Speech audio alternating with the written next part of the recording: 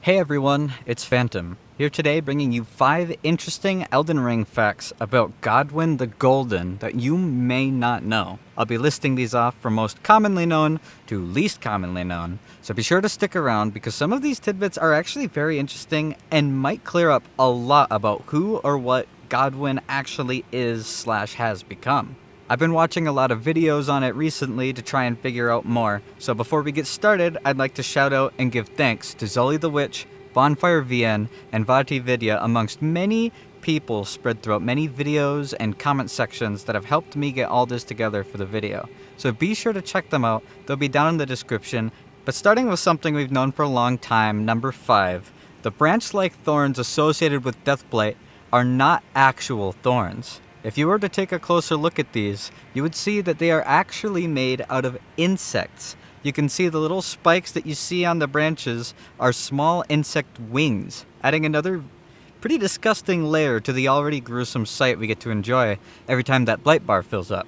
So next time you're sitting next to Fia in deep root depths, walking around in the swamps, enjoy knowing that the buzzing sounds you hear are coming from a lot more than just some swamp bugs. Next up at number 4, this is what is commonly referred to as Godwyn's corpse. But his corpse is actually everywhere, even on animals.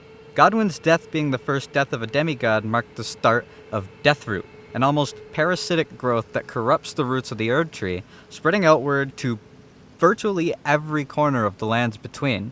These growths raise the dead, denying them rebirth through the Erd Tree, in a phenomenon referred to as those who live in death. These growths also seem to be physical manifestations of Godwyn himself. Often, you will find Godwyn's eyes and face emerging from mounds and roots. The death-spewing basilisks are the easier animal to notice that bears his resemblance. But if you were to look directly above where Godwyn's body rests, you would actually find that crabs sifting through the water around Landale also are sprouting his likeness on their backs. It seems you can find him everywhere you look, as long as you look hard enough, even in Farum Azula, where it seems weird for him to have contact to since there aren't Erd Tree roots there. Next up to number 3, getting a bit more obscure now, if you were to take a good long look, a lot about Godwyn's corpse is weird. Aside from the strange shapes and body parts, his head seems to have flipped, and his arms bend in a very unnatural and horrible way. This is actually because his corpse has become inverted. If you were to line up the giant body next to a picture of Godwyn used in the intro, the half-circle mark of death that was carved into his back is now on his front. Taking this into consideration, if you were to flip his head back over, twist his arms back around, his orientation starts to make a little more sense. You'd think with him being the first of the golden lineage, and loved by almost everyone, even the enemies that he would best in combat, they would at least lay him down, but it looks like his body was twisted around quite gruesomely during his whole transformation from demigod to pseudo-eldritch Lovecraftian horror. It's kinda hard to stay upright normally when you become a giant mass of eyeball-riddled insect plants. And that little bit segments nicely to number 2 on this list.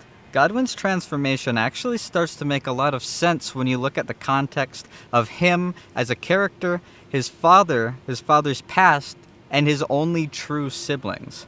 You see, before the Erd Tree existed, there was this primordial crucible, a melting pot where all life seemed to come together and emerge from.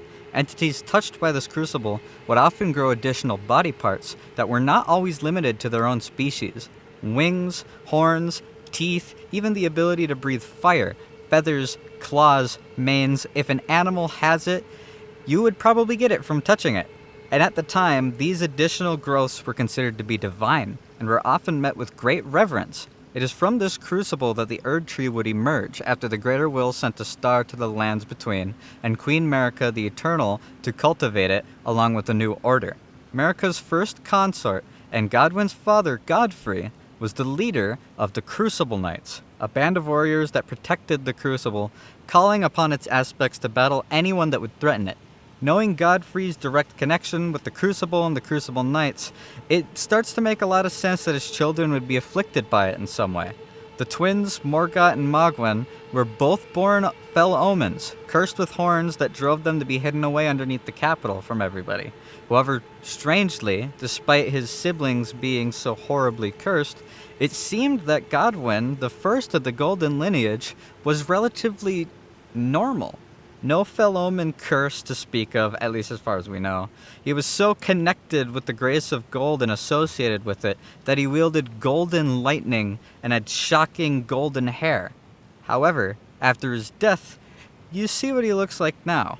With context, it makes a lot of sense that he would not only grow so big, but also would develop a plethora of animalistic body parts. Fins, a fishtail, claws, a strange chitinous shell-like head shape, an almost reptilian pair of nostrils. This is all stuff that's very common when you're looking at things connected to the Crucible. It seems that his connection to the Crucible just needed a little bit of a push to get going. It wasn't ready to go crazy right away, but all he had to do was die. However, there is a slight chance that a very few of his fishy body parts might not be so shocking to anybody who knew him before. Heading into our honorable mention, and I'm keeping this an honorable mention because there is little to no lore-wise proof to back up this claim, and so few people have talked about it that I wasn't even able to find the original source that I heard this idea from. Godwyn might have always been part fish. It sounds ridiculous, I know, it does sound weird, but we'll see what you think when I point this little bit out to you. We don't have a lot of images of Godwyn, pretty much all of which are from his assassination. Both in the trailer of the game and in the opening cutscene, we get to see him having the rune carved into his back.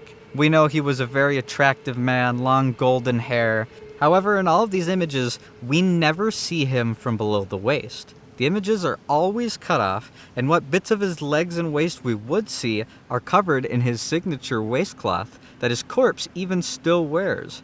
Looking at the body, the fishtail starts underneath this cloth. It's a big stretch, and the only quote-unquote evidence is the lack of counter-evidence, but I thought it was interesting nonetheless. The Golden Capital is even surrounded in a body of water, and I can't help but laugh imagining a fishman battling dragons. You guys will have to tell me what you think about this in the comments. It's quote-unquote possible, and it's definitely interesting to think about. But you'd think it would be mentioned somewhere if the man had a fishtail for legs. Coming now to our last interesting fact at number 1, it's pretty common knowledge that Godwyn isn't dead in the traditional sense. On the night of Black Knives, he and Ranni were both killed at the same time, resulting in 2 half circles appearing. The single circle that should have appeared when the first demigod died never did. This strange ritual resulted in neither deity dying completely. Ranni was slain in flesh, but her spirit moved on to inhabit a doll. Well, Godwyn died in spirit, but remained in flesh, turning him into the first to live in death. This is a very common theme throughout Elden Ring and a lot of corners, actually. But just how alive Godwyn actually is pretty understated.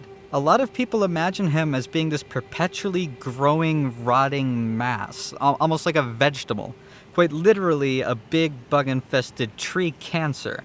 But just a few days ago, I found out something that I didn't know before. If you were to progress through Fia's questline and approach her at Godwyn's side, she will ask you if you have come to kill her like those in the Order would have. If you say no, you get your hugs and your head pats and you continue her quest. However, if you say that you are there to kill her, she will then tell you that it will be the only way for you to stop her.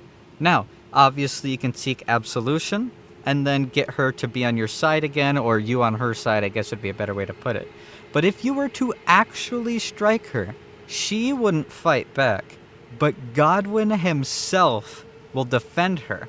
Coming from him, you will see death rancors get casted, targeting you every time she is struck, as if he is trying to protect her. She even mentions this in the comment that she makes while doing so.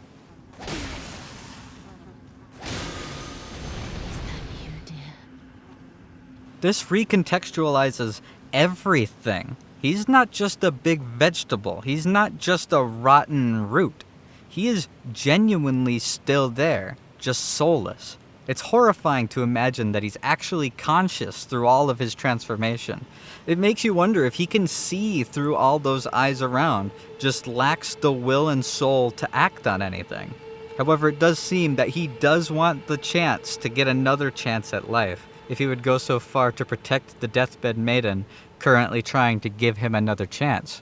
But that's all I've got for you today, guys. I hope you enjoyed the video. If you did, please leave a like and say down in the comments what you found the most interesting. Some of the stuff is kind of cool to think about. We'll have to see if we get anything more involving those who live in death in future DLC. If you guys like this kind of video, let me know, because I like this kind of video. I watch them all the time, so making them sounds kind of fun.